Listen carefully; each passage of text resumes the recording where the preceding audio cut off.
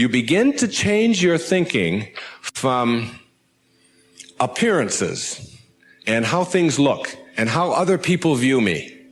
Okay? Because every time you find yourself upset in life about anything that anyone else has said, what you're really saying is what you think of me is more important than what I think of me. All right? So you change from appearances to what I call quality thinking. Quality. What is the quality of my life? Rather than how does it appear to others? Now, do you tell yourself that because my friends don't like me, that means there's something wrong with me? No, that's what you have to learn. That another person's opinion is just that. It's their opinion, and that's all it is. Every time you are upset, or your children are upset, because of what somebody else says about them, including their peers, what you are really saying in that moment, and this is really important, what you're saying is, what you think of me is more important than what I think of myself. And you must never give anybody that kind of power and control over you, because they will always have it. The funny part about approval, for those of you who really want it, now I'm here to tell you that I like approval. I enjoy it. I find it one of the most exciting things in the world. I like it when people read my books. I love it when people applaud. I like it when people tell me nice things and all. I like approval. I'm the first one to admit it. What I don't do is I don't need approval. There's a big difference between wanting approval and needing approval. When you need approval, it means you become immobilized when you don't get it, from making other people's opinions more important. Now, for those of you who say, yeah, but I want approval and I need it, and if I don't get it, and so on, then understand this. The people who get the most approval in life are the ones who care the least about it. And the ones who get the least approval are the ones who are always going after it. So if you want approval in this paradoxical way that I'm talking about it, stop needing it. Stop concerning yourself about it. Ask yourself, who gets the most approval in life? Think of the person that gets the most approval, and you'll see that that person couldn't care less what other people are thinking.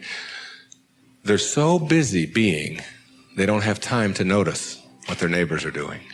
Thoreau said this. He said, if you advance confidently in the direction of your own dreams and endeavor to live the life which you have imagined, you will meet with a success unexpected in common hours.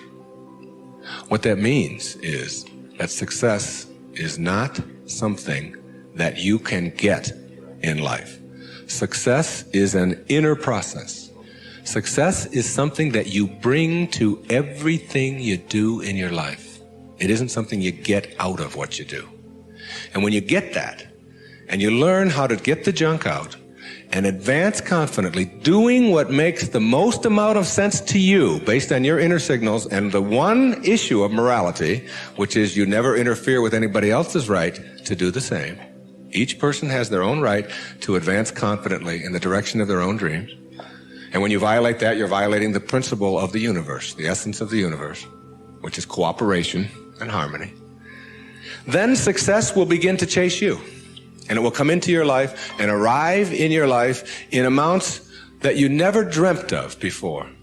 That you never dreamt of. Things will start happening to you that you would never imagine before. I'm working on a book right now that's going to be called You'll See It When You Believe It.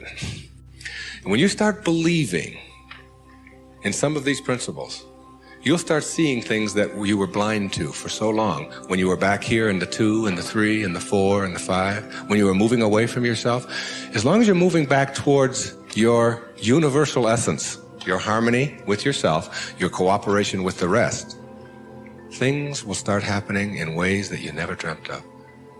Jung called it synchronicity. And it's a term that we use to explain how unexplainable coincidences sort of happen in our life. And how come these things happen? I'm going to share a couple of those with you before we leave. The quality versus appearance in your life means that you get that inner candle flame working in a way that gives you quality, independent of what other people think of you. Maslow, in defining self-actualizing, no-limit people, said they are independent of the good opinion of other people. of the good opinion of other people, independent of it. They're so busy advancing confidently, doing the things that make sense, and bringing success to changing their baby's diaper, and bringing success to weeding their garden, and bringing it to the job. They bring it on the airplane so that when they run into somebody who is rude to them, a stewardess that is rude, they don't see it as an attack on them. It's just where they are, and they send them love.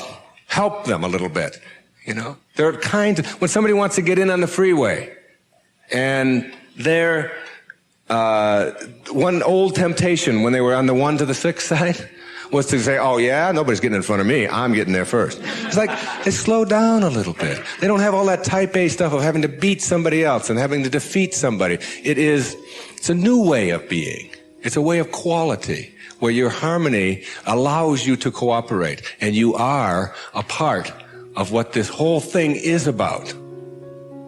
New way of being, quality rather than appearances. Another new way of being, very important. Living your life on ethics rather than rules. Ethics rather than rules. All these rules, all these ways of having to do things, somebody else dictates to them. Do you know that some of the most immoral acts in the world have been perpetrated in the name of the rules? These are the laws.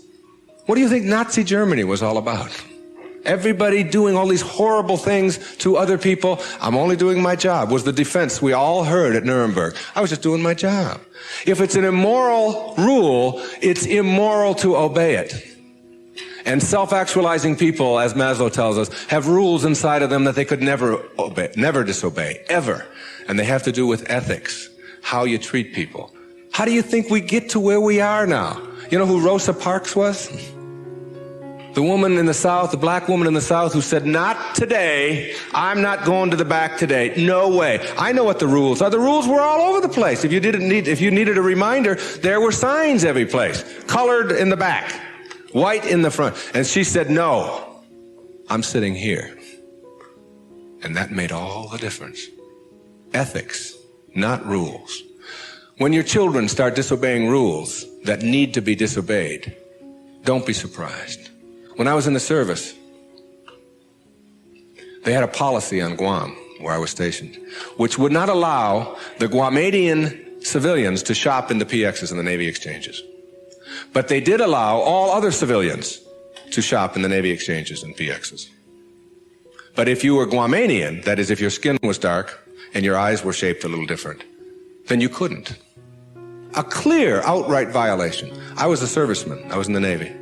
I was a communications cryptographer. They had a newspaper in the Guam Daily News, and it said, an invitation to speak your mind. There was a letter writing contest. And they offered $75 to the first prize winner. $75. This was 1961. That was a fortune to me. That was a month's pay in the Navy at that time, almost. So I entered the contest, and I knew I would win it. I had already written a novel at that time. A whole novel I had written while I was on Guam. I knew it wasn't going to be a contest. I felt sorry for the other people entering it. I knew I was going to win this. Unfortunately, I didn't realize that when you're in the service and you have an opinion and you don't submit it to the chain of command, that you can be court-martialed for that.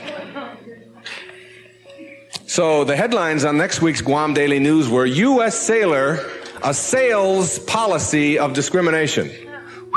Big, hot stuff, all right? And I was called before a vice admiral, Commander Naval Forces Marianas Islands, and threatened with a court-martial because I had disobeyed the rules, even though the rule was immoral. There are lots of them like that. And when I went in and they threatened me with a court-martial, I told them this was my battle plan. They didn't have Xerox machines in those days, so I had to get a lot of carbon paper. I wrote a letter to President John F. Kennedy, and I wrote a letter to the Secretary of the Navy, and I wrote a letter, my hometown was Detroit, I wrote a letter to the Detroit News and a letter to the Detroit Free Press, telling them what was happening to me as a result of just expressing my opinion about an immoral act that was going on over here on Guam. And I showed the naval vice admiral my letters right there. I said, I've only sent the one to the president and the secretary of the Navy. These letters go to the newspapers across the country. There was one there to the New York Times as well, and the Los Angeles Times. It was, and I just spread them out before him. I said, if you court-martial me or punish me in any way for this, then what's going to happen is the world is going to find out about this policy. And I'm prepared. I'm ready. I can handle it. And I was 20 years old at the time, or 21. Not only did I get a blessing from that, because all things come in blessings for you, I got out 90 days early. And they stamped on my record, P.I., because the president took it up and sent it to the secretary. Must have. And I never heard from him, but the P.I. on your record means political influence. And they don't like anybody with political influence in the military. And as soon as they saw that, they said, this is somebody we probably will be giving a discharge real soon. There was no court-martial. And in September of 1962, a brand new policy was initiated on Guam, which allowed any civilian to shop in the Navy exchanges. And it came about as a result of someone saying, these rules are immoral, and therefore it's immoral to obey them. New ways of being, ethics rather than rules. And when your kids want to know why, how come these rules are so stupid? How come we have to do this? Encourage them to change them. My mother always did that. She would have to help me get out of the messes that I got myself into, because I did it in my impetuous youth. I would just, when they would say to me, what's more important, your job or school? I was just honest. I said, my job, of course. That's how I felt in those days. But what you do put out in the world is exactly what's coming back to you. And if you find things coming back to you that you don't like and don't understand, don't ask yourself why these things are coming to you. Ask yourself what you're doing to make them come back to you. And when you start putting the responsibility on yourself, you'll start seeing dramatic changes. Dramatic changes. A new way of being. Instead of rules, ethics. Another new way of being. Instead of looking all your life for achievements and externals, try living your life on knowledge for the sake of knowledge. Knowledge instead of achievement. For the sake of knowledge. Being in a context in which you don't have to collect a lot of merit badges. You don't have to collect a lot of awards and other people's value judgments. That you go to school or you go out into the world or you read or whatever it is you do because it makes sense to you, not because of what somebody else is going to put on a transcript or where you're going to appear in a class list. We need to help our children to understand and value the importance of knowledge for the sake of knowledge and doing things that make sense rather than taking the easy way. Knowledge rather than always trying to achieve. We're in an achievement-oriented society, which tells us that we evaluate and judge a human being based upon how many achievements he has. But most of the people who get caught up in that trap and are always in this circle of trying to get ahead, trying to always get ahead, their reward for that almost always is higher blood pressure, ulcers, early deaths, and even things like cancer, we're beginning to find out, are related to the kinds of stresses that we have. And remember, it's a perfect universe. There's no stress in it. There's only people thinking stressful thoughts.